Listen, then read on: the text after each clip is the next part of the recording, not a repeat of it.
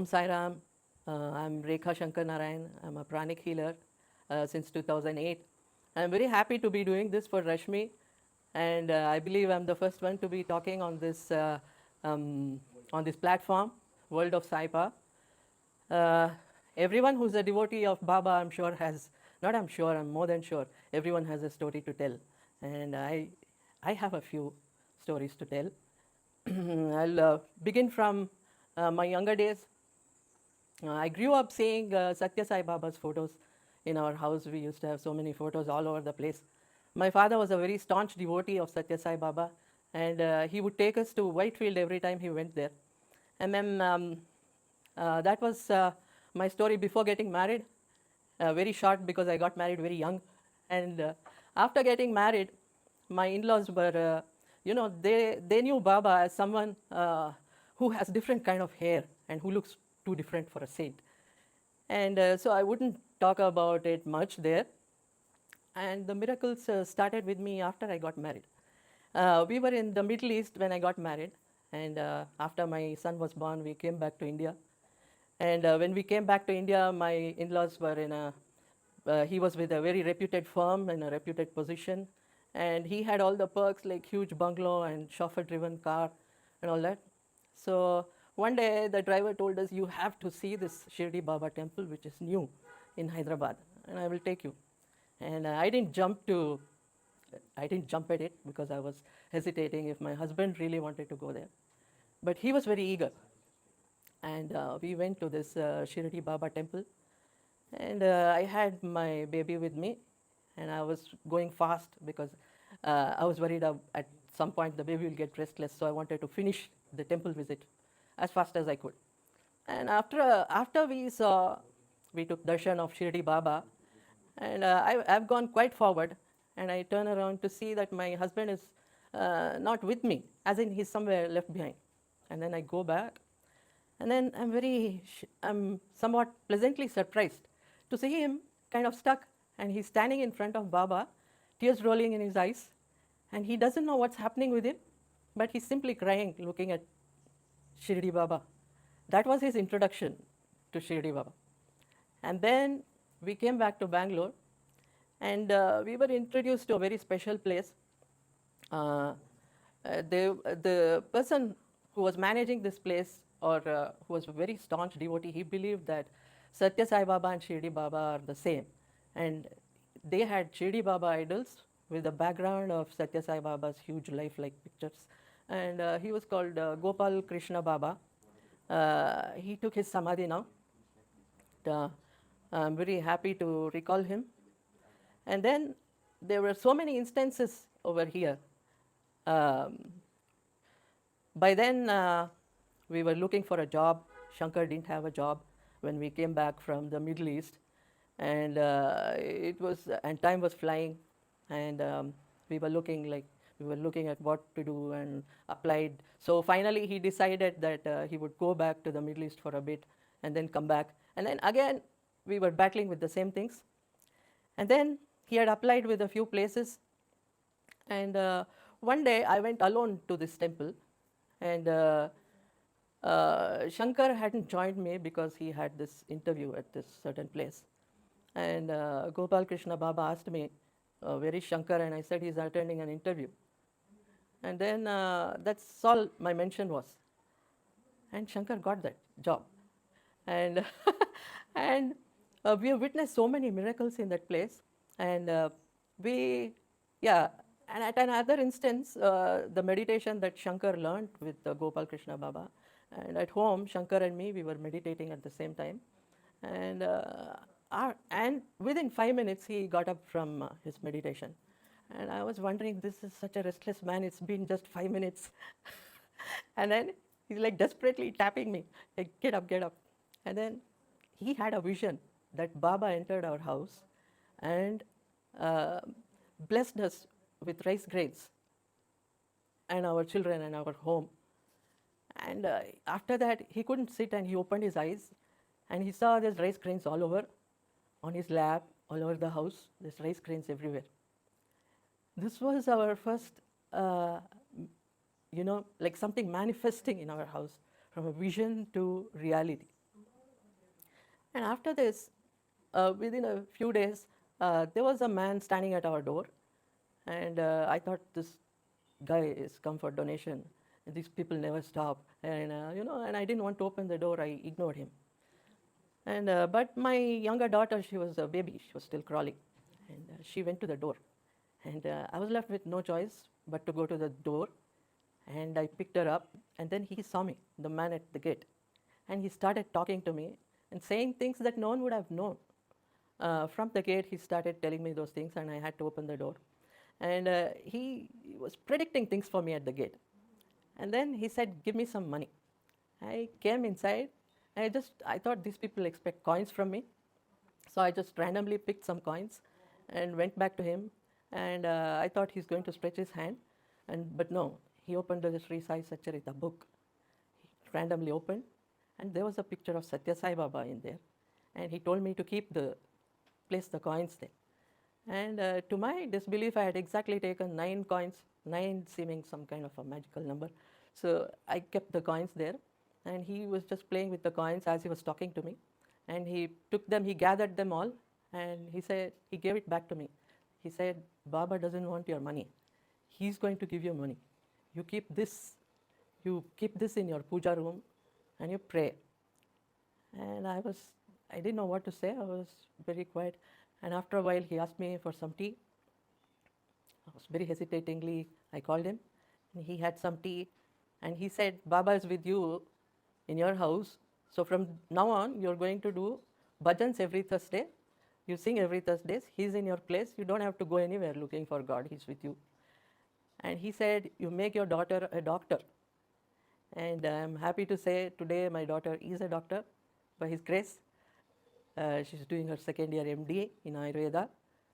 And he said, "Your elder son should do whatever he's into."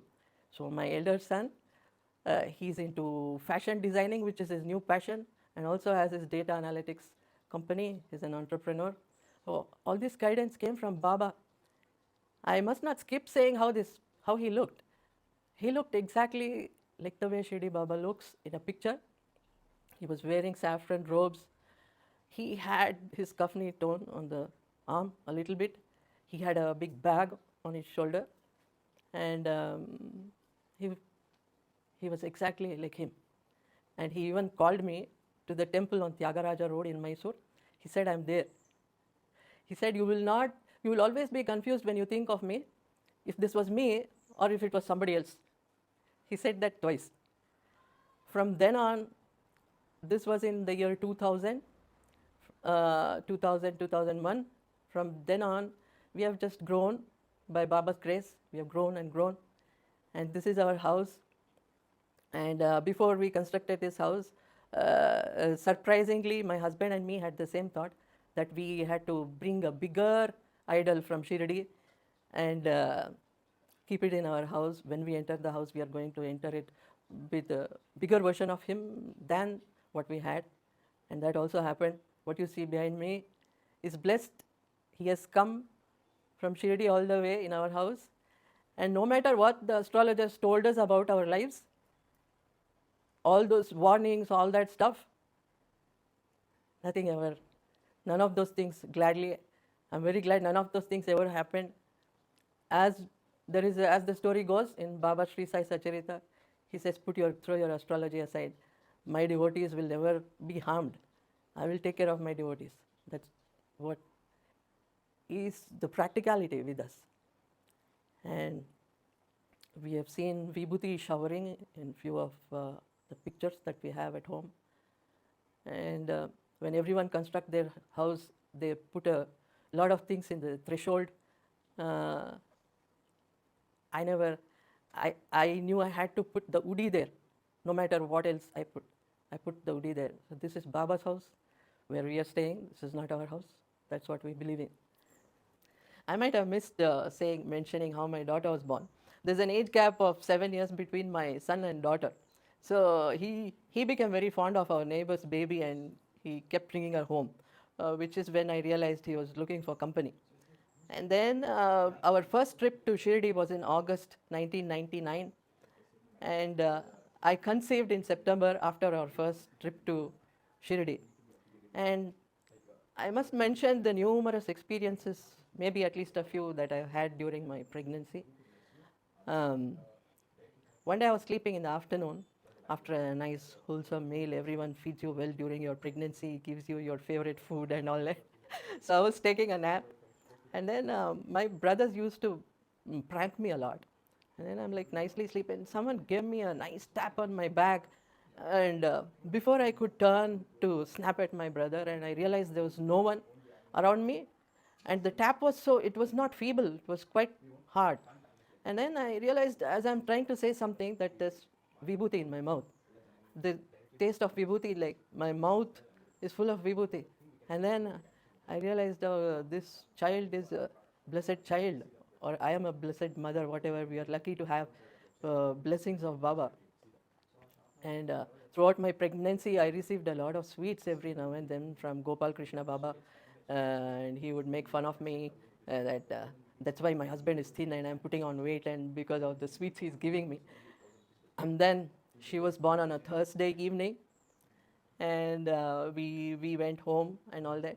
And 10 days within 10 days of her being born, there was a miracle at home. We had this cradle beside the bed, and we took the baby for a bath, my mother-in-law and me. And before taking her for a bath, I made the baby's bed. The babies are usually sleepy and tired after a bath. So we came back, and she's all set to sleep after freshening up, and her stomach is full, and I'm about to put her in the cradle, and I see a very fresh juice oozing from that piece of sweet, badusha. Uh, Badusha is a popular sweet. There was this piece, I mean, not a whole one, a piece like broken and juice oozing from it in her cradle. It was a Thursday. And then it was a blessing. I wanted to share the sweet with others, but ended up eating all of it by myself. Similarly, I found a peacock feather once around us in a room, just on the floor. It wouldn't have come from, I mean, this is all surely a miracle. And, uh, and we usually don't visit a temple until the child is 3 months. So the time that I visited this temple that we frequently visited, where Sri Gopal Krishna Baba was there, where Shirdi Baba and Satya Sai Baba were there, and it was a Guru Purnami day, and I was sitting amongst the crowd with the baby, just so that I can show her to him. And to my amazement, he walked straight up to me, and then I stood up with all hesitation. If people might object me standing in between prayer and all that kind of. And then I showed the baby to him, and he looked at her and he said, "Hey, me Sai Sudha." So, and then I said, "Swami, we have named her Sai Niveda. Shall I change it?" He said yes. So she's lucky to have been named by Baba. And what else can I say? The I have no words to express my gratitude to Baba for all that He's blessed us with. And there are many other occasions where certain things are manifested in our puja room. On this occasion, on the next day, usually on Thursdays when we started doing the bhajans on his instruction, on that particular day, I remember not offering many flowers to him, not especially a rose. And the next morning on Friday, when I entered the puja room to light a lamp, I found very beautiful red rose petals all over the place, which I still cherish, which I still have them with me. He was at our door once, and can you imagine our plight? I mean, we are happy to see, we are in disbelief. Are we seeing Baba in front of our house? And we are standing like dumbos in front of him, just staring at him. And then my husband is standing like a statue. And then I realized I have to, and I went and opened the gate, and he was talking very ancient Kannada, which I didn't understand. I could with a little effort. And then he told me to open the gate, and then he asked for food at 7 o'clock in the morning on a weekend. And I didn't know what to offer him. And at this instance, I remembered when he came to our house and instructed us about our prayers and about what my daughter should become and all that. While leaving on that day, he told me, he said, I will come to your house again and you will not have anything to offer me. What will you do?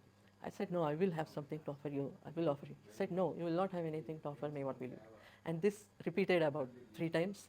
And I said, no, I will give you something. And that morning, I recalled that incident in the past, that he said that he will come and I will not have anything to give him. Meaning, I took my time to make something for him, simultaneously being worried whether he will wait for me to, until then, to give it to him. So, in the meanwhile, an idea struck to my mind. I made an oatmeal with some mangoes and sugar, and I told him, this tastes something like paisa. And I took it up to him, and he seemed like from another world. He didn't know how to eat. He was just playing with his fingers with the food. And then I said, can I feed you? And I fed him once with the spoon. And then he took the spoon from my hand, he put it aside, started eating with his fingers. And then he said, give me more. By then, luckily, I was making some rice. And then the next course of the meal was curd rice. And he finished that as well. And then he said, give me more.